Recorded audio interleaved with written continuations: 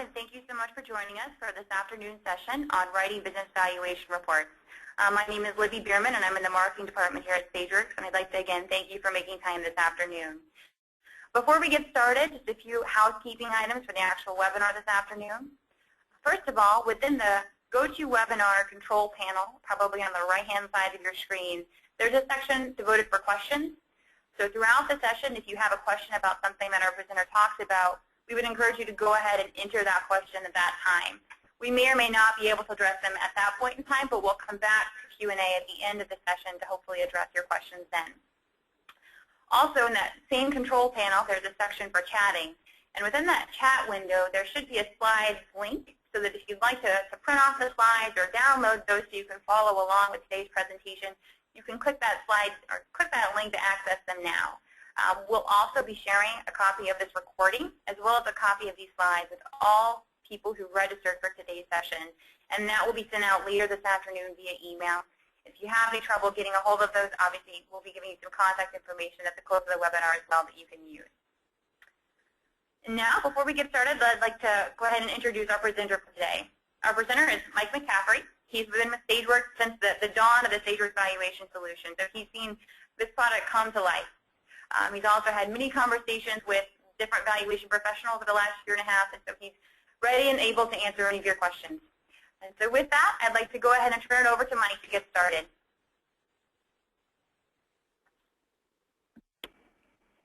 Thanks, Liddy.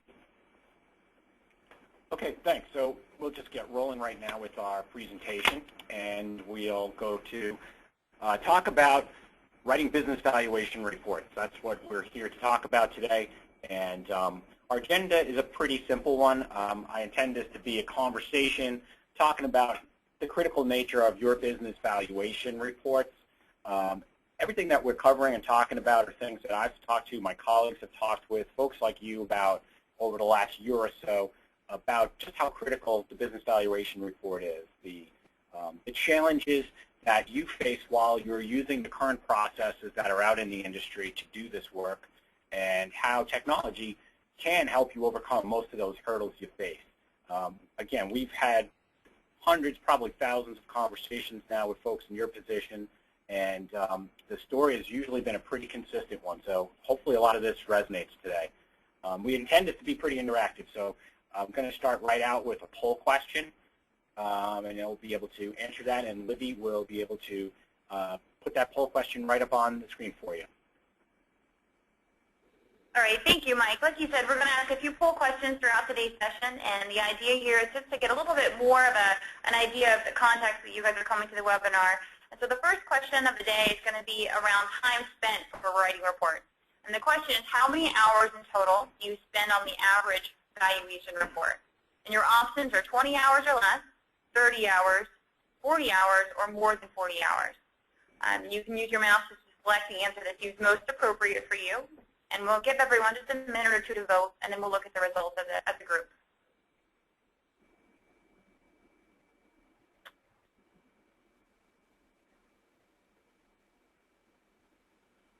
All right, it looks like most of you now have had a chance to vote. I'm going to go ahead and close this poll, and we'll take a look at the answers. So it looks like about 59% of today's attendees spend less than 20 hours on their on their valuation reports. About 18% spend about 30 hours, about 10% spend 40, and then 14% spend more than 40 hours on their average valuation report. So we have a pretty good variety in terms of responses for length of time that they spend on writing those. So I'll go ahead and hide this, and Mike, I'll pass it back over to you. Okay, thanks, Libby. That's interesting because in a previous webinar where we had talked and asked questions about report writing there took the biggest piece of time of the business valuation engagement. We had a lot of respondents, and 70% of them said that the business valuation report took the most time. Data entry, data collection, calculations, all of those combined didn't come even close to what the report writing portion of the time was.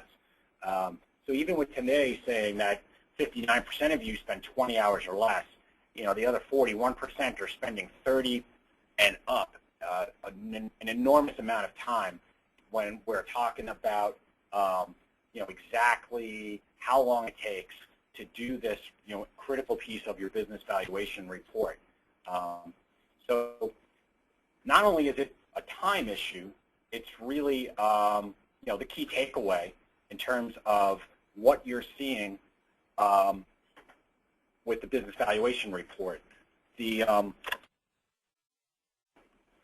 So it's time-consuming, but it's also the key takeaway, right? When you go to your client and the business valuation is finished, that's the thing you leave behind. That's what's going to be the piece of documentation that your client has with your business valuation work and opinion on there. It's also going to be the thing that gets scrutinized in court. If you go to court, that's what's going to be your shield to defend your valuation opinion behind. So it's going to take a lot of time. It's your key client takeaway, and it's certainly going to get scrutinized really highly. So right now, what we're talking to folks every day about is how do you produce those reports? And most of the people we've spoken to, they're using Microsoft Word, and they're going to use Microsoft Excel. Some of you are using software packages that have been out in the marketplace for a long time without being updated too much or improved, but they still come with a lot of the headaches you see with Microsoft. And the process of doing this work has been described to us as, it's really you're going to cobble together from old reports so you can reuse all the boilerplate narrative and industry-specific data for certain industry categories that you work in a lot. And you're going to cut and paste all of those different Excel spreadsheets that have your financial statements and your financial adjustments and your analysis of all the client's performance. And you're going to try and then migrate all of your data feeds and all the reports from your transactional type data reports to support the valuation opinions. And you're going to include all of your client-specific narrative into the valuation report. It's basically a Frankenstein monster of a report every single time you start down on a business valuation engagement. I wanted to use an image of Frankenstein, but you actually have to pay Universal to use the likeness of the Frankenstein monster, so I didn't do that. It basically creates this jigsaw puzzle of a process for you, and then you got to make sure that's compliant. So it's all these different moving parts, and you put it all together, and it's a big headache to build and to proof through. So the idea of building this complex report and all these different moving parts really gets, I think, illustrated by the Excel and all the financial part of it, right? Excel is a great tool. We all use it. We all rely on it. But it's got its limitations. It's cumbersome. It's pretty complicated if you're not using it every single day. And even if you do use it every day and you know it in and out, it's really, really easy to create mistakes within the work. You can always click on a field, change a formula by accident, and it just kind of creates that cascade once you start on that process. You've got a lot of different financial data coming in from all different sources. You're going to need to create an Excel spreadsheet that has the absolute correct inputs going into the correct worksheets, and that one mistake you miss will create, like a tiny snowball going down that mountain. It's going to create an avalanche that really ruins the process for you and just eats up time. The slide you're looking at really illustrates that. An accountant, an expert out in Oregon, wrote an article back in September.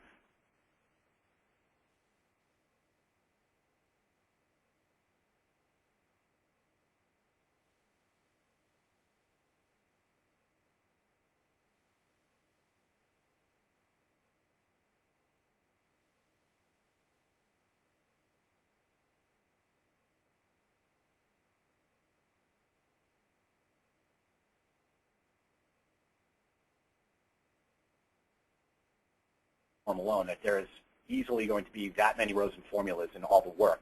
The idea that there's going to definitely be an error on an Excel spreadsheet is pretty scary, and it's something that definitely takes time on your side.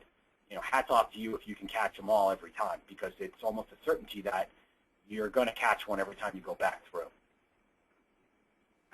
And the other part of that process of the cobbling together of a Frankenstein, if you will, is that you have the idea of reusing content from previous business valuation reports. It's one that everybody that we talk to does. You all have a report, you take the copy, you cut and paste it over. You create new reports that have compliant language you put together, the industry and economics data that you research out, and then you cut and paste it into the next valuation report. So you think you have templates, but what you really have is a file, a list of old Word documents that you've got to hunt through and find the best match for your current engagement, and then cut and paste that Frankenstein monster back together. And then you got to go back through and proof the whole document and ensure that every single edit you just made in the last couple of weeks is correct and right. The idea of the wheel being invented is a pretty monumentous occasion in human history, certainly, right? We had a stone wheel, and it went on a wagon, and then it evolved, and now you can have a tire on every car or a NASCAR that goes super fast, right? The idea, what we're trying to say is you shouldn't have to reinvent the wheel every single time. It takes a lot of work and thinking. You should just be able to watch the wheel evolve and happen naturally and get better naturally instead of having to go through all that creation and reinvention every single time. You just can't afford the time it takes to do something like the wheel every single time. So let's jump to a poll question. As I come out of that, we're talking about, the time and the cut and pasting of all the information. Libby, can you take us to our second poll question? Sure thing. So the second poll question for today is more about the number of people involved. So the question is, how many people work on the report with you? Is it number 1, just me, 2, up to 2 people, 3, 3 people, or the final option is more than 3 people? And again, I'll give you guys just a minute or 2 to vote so we can get a kind of a good representation from the audience today.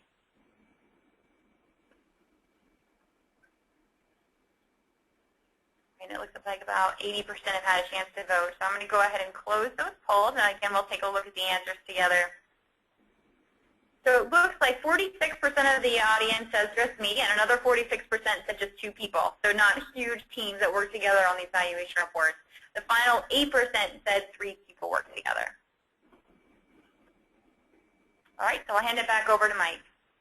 Okay, thanks, Libby. That's pretty interesting, too. The vast majority of the folks we talk to consider themselves the one-man band, and they do all the work themselves. So that 46% comes right in to line with what we see. And then the other 46% being 2 people, that fits in well, too, where it's often really small teams, right? The smallest team you can have is just 2 people. So somebody might do all the data entry, and then an accountant, a valuation expert gets involved, and then that first person did the data entry might get re-involved in the process and go through all the proofreading and try to make sure that there's no mistakes throughout the document. For the most part, that's really what we do here. The teams of 3 and teams with more than 3 people have been pretty rare when we talk about folks that should be using something to do their business valuation work. Even the biggest firms, when we talk to top 100 accounting firms, we're pretty amazed. It usually comes down to like 3 people or 4 people at the most. That's why I capped this at more than 3 people. I should have just said 4 people because I've never heard of anybody having 5 or 6. So it's usually a small group, and it's a lot of work for just 2 people. So the folks that we do see, it's kind of like building this ladder of complexity, right? We're talking about several hours. We're talking about multiple people working, and then the work gets spread out, not just in a 1-week burst. It's spread out over several weeks. I've had the process described to me as like a start-stop process where you ask the client for information, you're going to have to wait for those documents, then you work on the engagement with the documents that they do provide you. And then you got to repeat that until you basically put all those pieces together. It kind of makes the report writing pretty choppy. You don't get to work on the entire document from beginning to end in a sort of straight line. It's a lot of waiting, and then, all right, now we've got it. We can start to put more time and effort to this. It's also kind of interesting, I think, that what we're drawing here is this picture of, hurdles and processes like we have there. But as you let more time go by, and as more people get involved, and as more data gets added, the whole entire process gets more complex. And it just raises the odds that Murphy's Law is just going to step right into your process. You're going to find something wrong. Something can go wrong, it will go wrong, and that just happens. It's kind of natural in this sort of game of telephone with more people, more time. We're talking 3 to 6 weeks that this whole engagement gets spread out over. What we did today, we have to go back and look at a document from 3 or 4 weeks ago before we can start to move forward and finish an engagement. There's always that disconnect of, well, where do we leave us off? It's a pretty complex process, even if it wasn't this sort of choppy in how it gets done. So now the idea of technology should let this be easier for you, right? It should let you integrate the data, share workload among more people than two. It should be easier to share the work. You should be able to work from any place, any device, and you should have access to all the data that you're working on. And then technology should help you remove the chance for errors. It shouldn't complicate the process. It should make it all easier. Just in the last, like 2 decades, we've seen mobile technology, we've seen the internet, and I would say email change not just our professional days, but our personal lives and just about every level. Technology has come along in the last decade and a half and really changed the way we do everything. It's often met with skepticism. People see something new that they think that's not going to work. Personally, my big IT skepticism story is when the iPod first came out from Apple, I didn't think it would work. I just thought, why would I want a digital music file? I just didn't get it. And a friend of mine said, you're going to love music again once you realize that you're wrong. And he was right. Now I can have any music I want wherever I am, listen to it as loud as I want. That's what technology should do.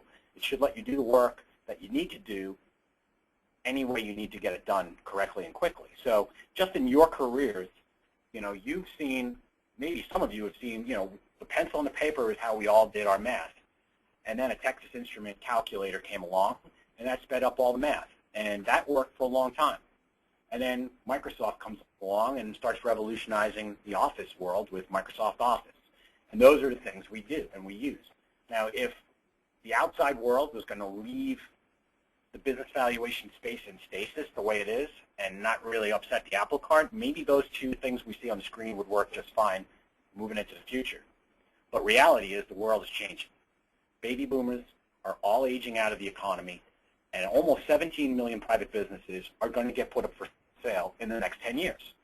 So that's going to just blow the number of business valuations that need to be performed right off the chart. Every year you're going to have a big spike going up in the number of business valuations that need to be performed. So this really is probably the business opportunity of the next decade in the accounting world. This is the part of the business that's going to grow. But you can't really grow how you work this process through if you stay with those 2 things we see on the screen. If we're using calculators in Microsoft Office, you're basically going to be in that bubble, that shell of what you can accomplish. You're going to need better tools, a better platform to handle more work, to do the work more efficiently, and to get it all done. So that's where new things come along, right? So the Sageworks valuation solution is new, and that's why we decided to step into this industry and this part of the industry and help accountants and business valuation professionals. The company, Sageworks, has been doing that since 1998, and this is really just the latest thing that we're coming to market with to try and help the accounting world. So now, of course, I said skepticism, and everybody looks at things and says, well, why would this be different? It's pretty simple. The idea of having all of your data, all your clients' data, all of your analysis, all your valuation calculations, all the tables and charts, data feed reports, all the narrative that you got to write, all the legalese that has to be in a report to be compliant. If that was all in one platform and all that data was all connected to your business valuation work, that would make the whole process a lot easier for you. So you've got financial information, you've got the valuation methods and all the calculations and tables, and then you've got the ability to write reports with that data connected directly to your valuation work. So it's really simple for us. That's how we designed this platform, to be different from everything else that's out there, to not try and follow, what the industry had been using, to kind of break that mold and put something new that does things in a different, more efficient way. So the idea is on the right side, you see an index of all the data points from the entire engagement. And that index can be opened up, and hot links for every single data point can be put directly into your report document on the left side. That's not a Microsoft Word processor rebuilt on your screen there. What that is a report template that has all the legalese that needs it to be compliant built in, and all the data is directly connected and connectable to your report work. You can save your report, you can create new reports, and all the data is instantly right in there for you. And it can be reused, so you don't have to reinvent the wheel. So with that kind of table setting, I'm going to switch from the PowerPoint and actually bring the platform on to the screen live, so I can actually show you some of what we're talking about here. So what we're looking at up there now, that's the Valuation Center for a fictional client that I've named Johnson's Pharmacy of Clayton. Right? They have 3 pharmacies in and around town. It's a fairly small business. This is where you would have all of your valuation work organized for this client. So you would have all the financial information, your historical financials. You can do all your analysis. All the math, which is always going to be the same, will be hardwired into our platform to do income, market, and asset approach valuation methods. So you don't have to worry about an Excel spreadsheet getting broke. What we're talking about today is the report writing. So I'll click on Report Builder. And here we see the Johnson's Pharmacy of Clayton. And these are different valuation reports that, theoretically, we've created at the end of an engagement, build a client for evaluation work. And these are different reports that we've saved that we've provided to client. So if I work with this client and did a full report for them, let's say back in June of 2014, that report remains here. All the data is saved right here. I can always come back, open it up, and print that out again, look at the copy of the report, see what the data told me back in June. Now, this January, I create a new full report with the full financials. I have another report I can save. And you see I put 2016 there on the bottom, the next one. Yeah, theoretically, we can work with this client into the future and create new valuation reports and save and catalog all the valuation reports we create for this client right there. But the idea of creating the next report becomes really easy for you. I'm going to click on Create a New Report, and that opens up the library of templates that are your working documents. You might have 2 or 3 that you use, a calculation report, a summary report. You might have the full report all worked out. If I click on this first one for our sample, you'll see exactly what I'm talking about now. So we've got the actual valuation report in this window, and all of our data points are on the side that we can easily connect in and make edits and save all of the changes we want to make in this platform. We could do things like, just the simplest data points, of course, would be the date. We've got a hot link for the date, so the date will always be right. We can look at the word we. You don't want it to say we. We want it to have your information. We want your firm name to be there. So that hot link now puts your firm name in. It's going to be spelled correctly. It's going to be in the right place. And then you just change some grammar to make sure your sentence reads correctly, of course, and it saves. And then at the bottom of the screen, we can save it, and we can then move forward with the whole process. This entire document that we see here is completely editable. You can come in and insert any of these data points. The real key point of this is at the top is on the same exact screen and platform is all the financial information and all the valuation calculations that you choose to use. If you don't want to use a method, you can say so and save this document, and that work will be preserved for you for your next engagement. So you're really, truly now walking through this process of being able to reuse documents that you've already created. If you were to, I'm going to duplicate this tab just to show, a different person at your firm is working on this platform. It's multi-user friendly. And let's go back to your home page and go to a different client. Let's go to the trucking company, for instance.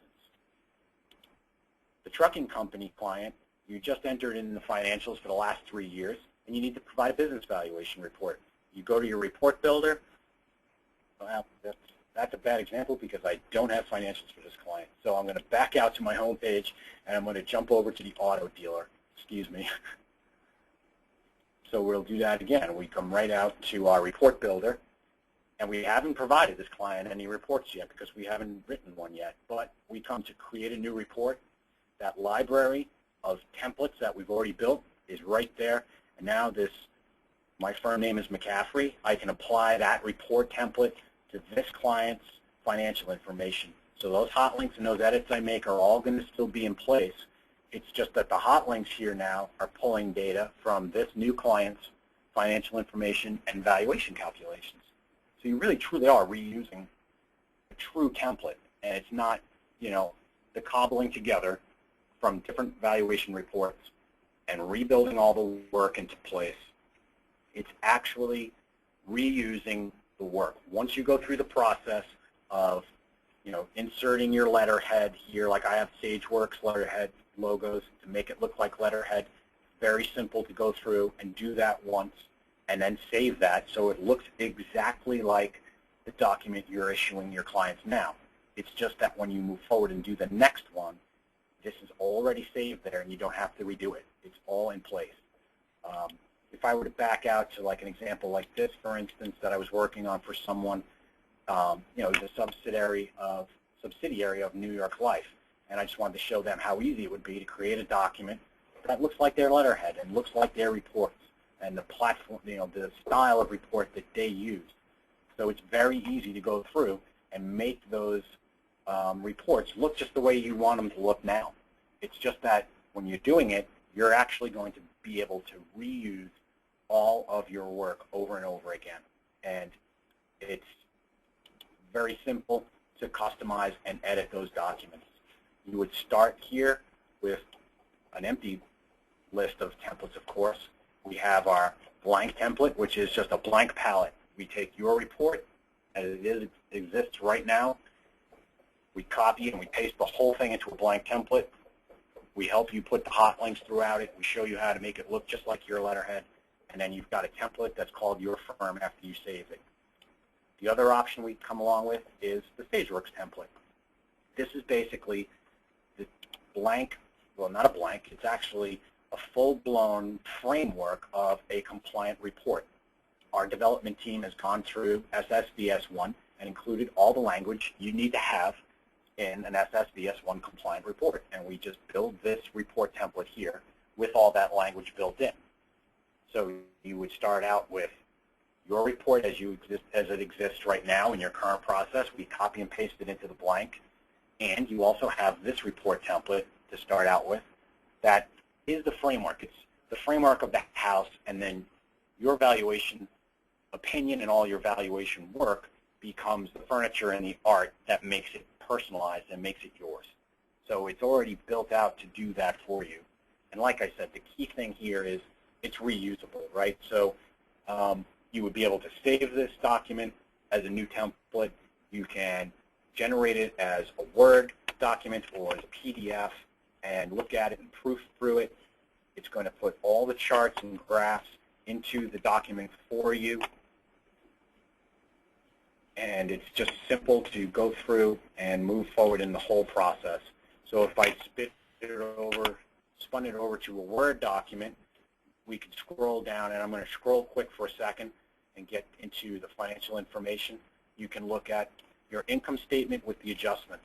This platform is going to have one simple link that pulls in your accurate and current financial information, like your income statement here, with your normalizing adjustments that you made in the normalizing adjustment screens in our platform. They will all be created right here into this report for you. There's no Excel spreadsheet to migrate over. You do the work in the platform, you save it. The hot link that's already created updates anytime you change any of your financials with adjustments. And then it creates this whole spreadsheet for you right in your platform, in your report. It's also going to let you bring over comments that you write on line item entries for your adjustments.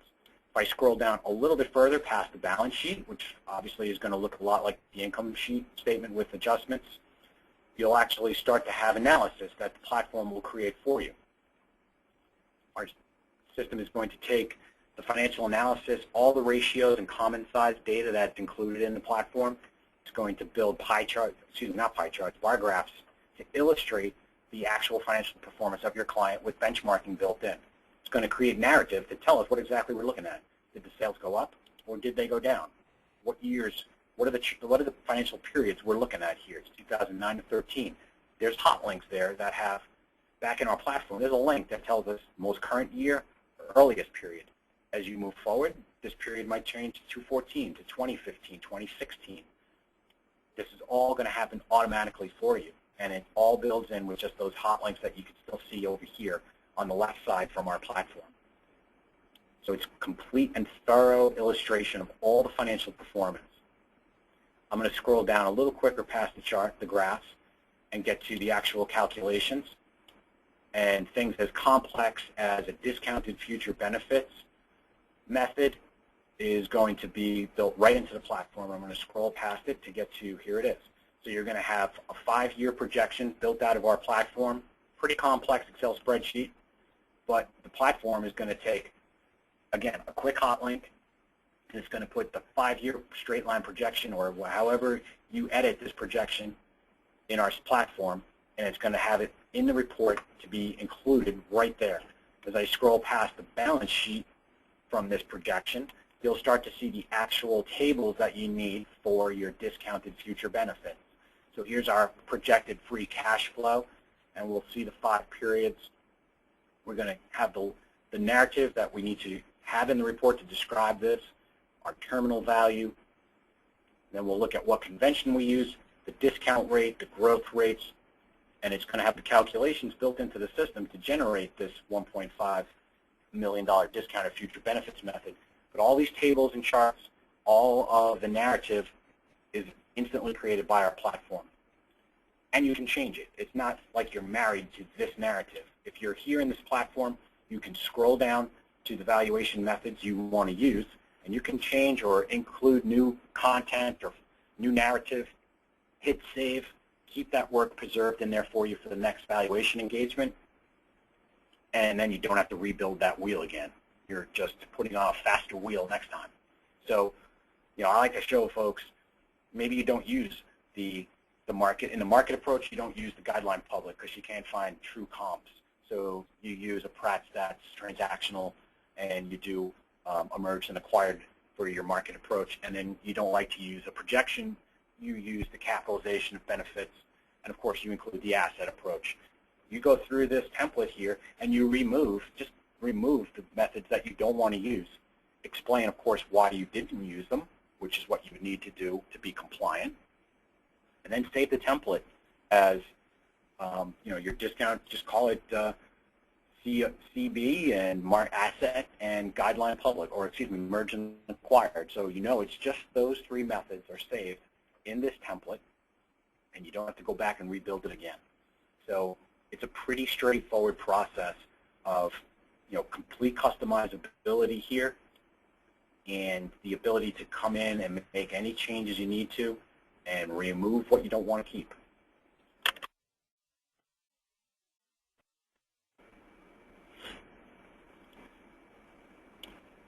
So with that, I'm going to hop back out of the platform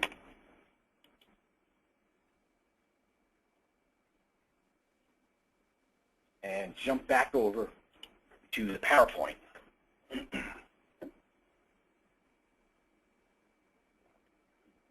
So what do we see as a result of our platform? Right now, our platform is being used by probably about 185 different firms as of this week. And it's a pretty big, pool to collect data from. On average, we're hearing 6 to 10 hours getting saved on every valuation engagement. After the first time you use our platform to create a valuation report, we're hearing people tell us it saves 25% of the time off the whole thing. It's a huge time saver. If you're doing 20 valuations a year, you're talking 120 to 200 hours. If you're billing $250 an hour on other engagement types, you're basically finding another $50,000 in billable hours. It's really saving that level of time, and it's been pretty consistent across the board from all those clients that we're talking to all across the country. The ability to remove errors and not have to rely on Excel for all the calculations has been a major source of being able to reduce errors. It's also cloud-based, which is something a lot of folks are still trying to get their arms around. It's cloud-based, it's multi-user friendly. Wherever you get on the internet, you can log on to the website, log on to your portal, and be able to access all that valuation engagement work wherever you need to.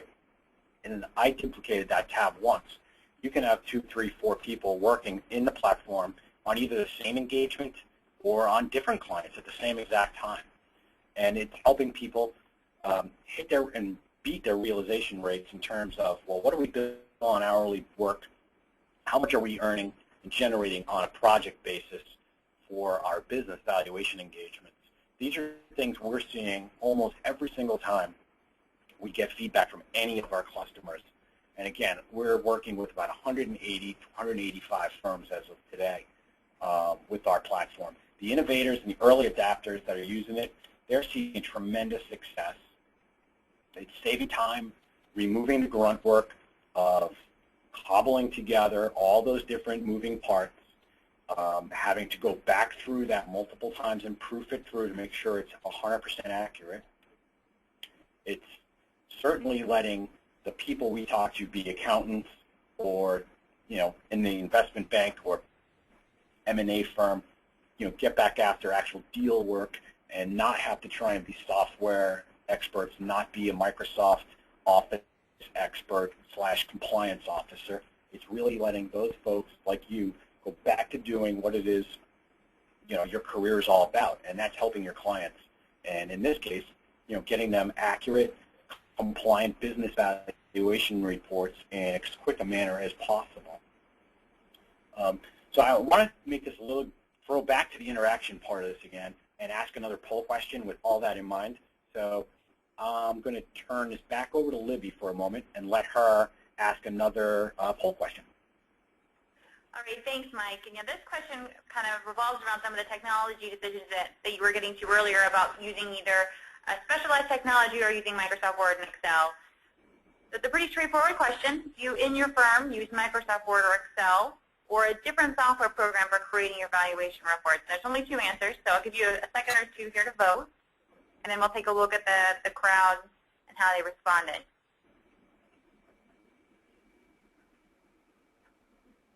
All right, it looks like most people have had a chance to vote, so I'll go ahead and show those results. And they're mildly overwhelming.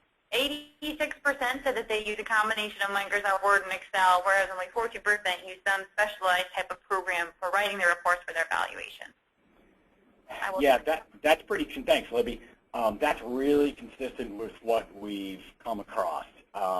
Personally, I really didn't think we'd be competing against Microsoft every single day, almost every single conversation and meeting. I just didn't think that would be the case. I think it screams to the fact that there really isn't a great tool, a great platform out there in the industry, that people have had to do it on their own, essentially, and use Excel and Word in manners and in ways that it probably wasn't intended to be used. That 14%, we've spoken to plenty of people that are in that 14%. The words we've heard talked about is clunky and hard to use, complicated. The idea that technology has taken some big leaps forward, like cloud-based software as a service being really the norm, hasn't really trickled down to that 14% yet. It's still a very old-fashioned, if you will, hard software in the mail, put it on your one device, and then you're kind of anchored to your one computer. So that 14%, yeah, we hear you, and we realize what those hurdles are that you're facing out there. But I really think the 86%, and it's what it really completely mirrors what we've heard everybody tell us, really just screams to the fact that the people that are attending this webinar right now and all the other folks we talk to are really, really good at getting things done as best they can with what's available. And to have something new come along, is should be pretty exciting to them, because I think it's definitely something that, if something new comes along that's better, faster, easier to use, we all have that moment of skepticism, and then we all touch it and use it and say, wow, this iPod is amazing. I can't believe I still have albums in a milk crate someplace. I'm never going to listen to them again. I'm on my iPod forever now. So that definitely syncs up nicely with what we see and hear from folks. Hey, Libby, I was just looking. We have a question that I wanted to answer quick. Someone posted a question that's asked, what size of a business is this best for? I'm going to assume the question is like on the client size. What size, small, medium, or large size business would our platform work best for? Certainly for any small to medium-sized business, this platform has been a raving success. The large, complex, multi-unit corporations are something that I think you'll see us evolve into. But right now, small, medium, up to the small-sized, large companies, not to say something as oxymoronic as jumbo shrimp, but it definitely helps folks with the small all the way up to the high side of the middle business sizes. It's the comments are all, the numbers go out as far as you need to. The platform has the discounted future benefits, the capitalization of benefits and excess earnings on your income approach and for market approach. We do have a feed in there that does provide public company comparable data, so you can look and use a guideline public method, or you can discount it based on what you see from those multiples, the data that we provide from our data source. We also have the prior transaction method built in. If the client was bought or sold in the past, you can use that data. We do have a pretty robust rule of thumb method built in with the usual suspect multiples being created by our platform for you based off the financial information, but there's a nice customizable part to that where you can create your own multiple. You guys are the experts in your region and certain industries or size companies, and there's multiples you like to use. You could just create a new multiple right at the bottom there and put the financial data in, and then you can weight it so it's included with any of the other multiples. And then the asset approach is pretty straightforward, right? It's going to just be the asset approach. And those are all built right into our platform. So really you have the flexibility to use this platform to do a business valuation for just about any size business, I would say. So I hope that answers that question. And certainly if anybody has any questions that they just don't feel like typing in, at the end my email address will be up on the screen. You could always just email those questions directly to me, and I can call you or we can email, however you want to discuss those. That's something we can do for sure offline if you want to do it that way. So that poll question, we just answered that poll question. And now we're going to jump to a second poll question. Excuse me. We're going to have one last poll question, Libby. Okay, thanks, Mike. This poll question kind of summarizes some of the stuff that we were just looking at. I know you've given a somewhat high-level overview of what the report writing function of Sageworks Valuation Solution looks like, but we also want to make sure that if someone's interested in the audience to learn more, they have that opportunity. So this final poll question is optional. You don't have to answer, but if you would like more information about the platform, the Sageworks Valuation Solution, we want to give you a chance to do so. We also give you some options in terms of when. So it right now makes sense, or soon, that you can choose the first answer, but maybe if tax season is going to be really busy for you and your firm, you can also delay that as well. So I'll give everyone just a minute or two to go here as well. And while you're doing that, I think we're also going to open up the floor again for questions generally from the audience. I know we've had a few more trickle in as well. So you can also take this time to type in that question if you have one for Mike. All right, it looks like most people have had a chance to vote. So I'll go ahead and close it. And Mike, if you want to take on some of the questions maybe that have come in. Yeah, thanks, Libby. We were just looking at a couple of those. One person asked, does Sageworks help build out report templates for their clients? And I guess the short answer to that would be yes. We realize that first-time early adapters use something for the first time. That's where it would take the longest learning curve, if you will. Usually it takes 1 to 2 hours of training. We have support staff here We have a trainers here on our team that sit down with you and set up a GoToMeeting just like the one you're on right now with this webinar, but we reverse controls. We change the controls over so you actually log on to, with your username and password to the portal, and then we walk you through the process of, entering client data for the first time, entering the financials for the first time. The idea of helping build report templates, yeah, that's something we do all the time. We, send us a sanitized copy of your favorite report template, and we just take that and we can build that into the platform for you. So the next time you logged on, or in a week's time, you'd log on and there would be, your firm template right there in the library for you. So yeah, that's definitely something we help folks do, especially the first time out. Another question just popped up, and it says, what parts of the reports do you most often see people reusing from one client to another, or do they start out fresh? Seems like the legalese, like the compliance part of this, is the thing that people tend to reuse. So, the early part of the reports where we're talking about what methods you have to use and is this a calculation or a valuation, those types of things get reused all the time. The problem with that, of course, is, you might not prove something true, and, then the wrong client name pops up in a report and you catch it at the 11th hour, and that's a scary proposition. We also see folks will reuse industry-specific data that, the research that goes into providing the scope and the background for a client's industry. If you work with auto dealers in Oklahoma City, the economic research and the industry research is probably going to be pretty applicable for the next 3 or 4 guys you talk to in that space. So we'll see them reuse that over and over. It's just the problem of, organizing it all and making sure all of that is 100% correct every time you do that. Somebody just asked a question, what are the typical difficulties encountered with valuations for firms in multiple states and locations? So I'm going to assume that means firms, meaning the accounting firms with multiple locations. It's pretty simple, I guess.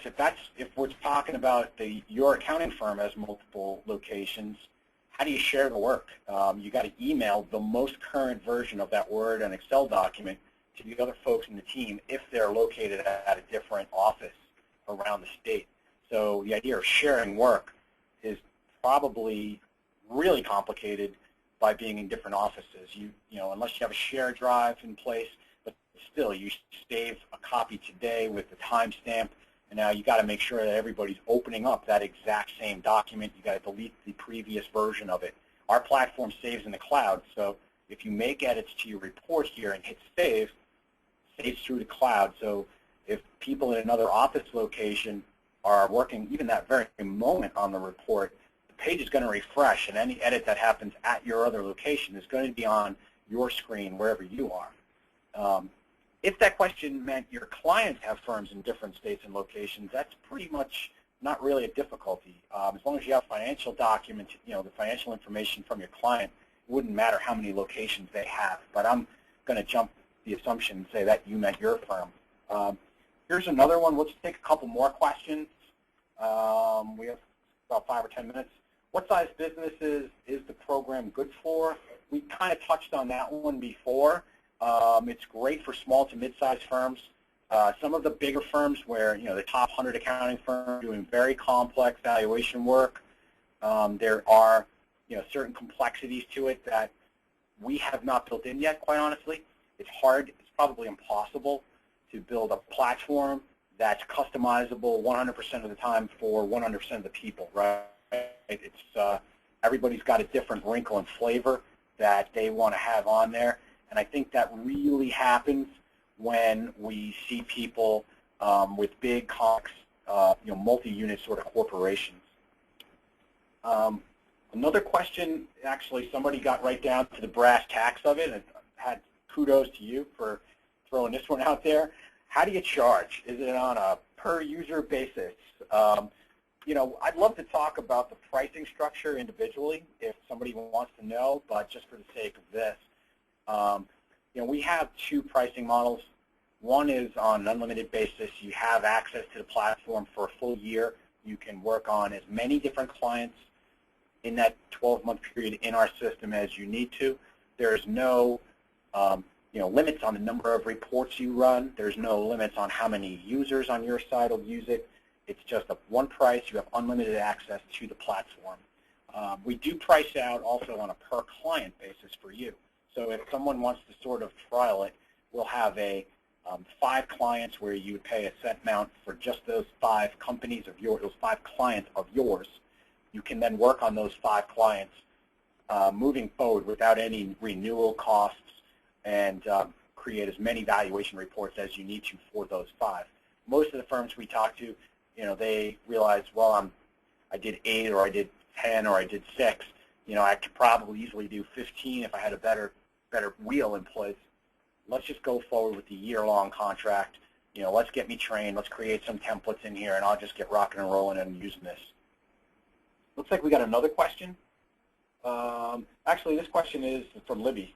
Libby says, let's go ahead and wrap up since we're getting right up to 2 o'clock.